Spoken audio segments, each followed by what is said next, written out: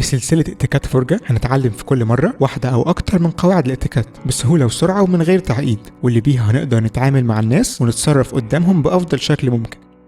واحدة من أكتر المواقف اللي كلنا مش بنعرف نتصرف فيها أو بنتصرف بشكل غلط هي لما حد يوجه لينا مجاملة أو إطراء. أغلب الناس مش بيعرفوا يعملوا إيه، وفي حالات كتير الإحراج بيسيطر على المكان. خلونا في أول فيديو من السلسلة نتعلم إزاي نرد على المجاملات بمثالية.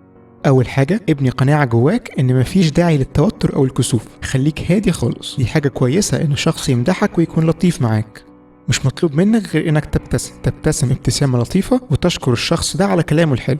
أحيانا بنلاقي ناس بتنفي المجاملة دي فورا، فمثلا لما حد يقول لهم إن لبسهم حلو يردوا بسرعة بإن لأ، لبسهم مش حلو للدرجة دي ولا حاجة، واللي بشكل مباشر بيشير لإن ذوق الشخص ده مش حلو، ودي مش حاجة أنت عايزها تحصل.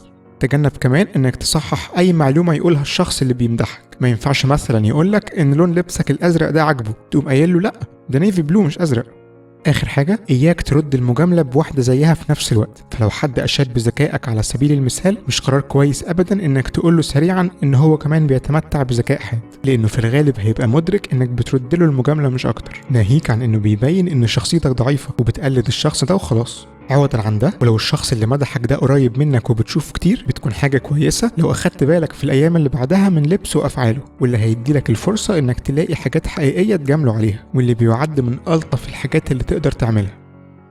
شاركونا في الكومنتس رأيكم في السلسلة دي، وهنبقى سعداء جدا نقرأ اقتراحاتكم أو انتقاداتكم عليها. ولو في فيديو معين عايزين تشوفوه في السلسلة دي قولوا لنا عليه. يلا نروح نسمع مجاملات الناس لينا، نبتسم، نشكرهم وبس.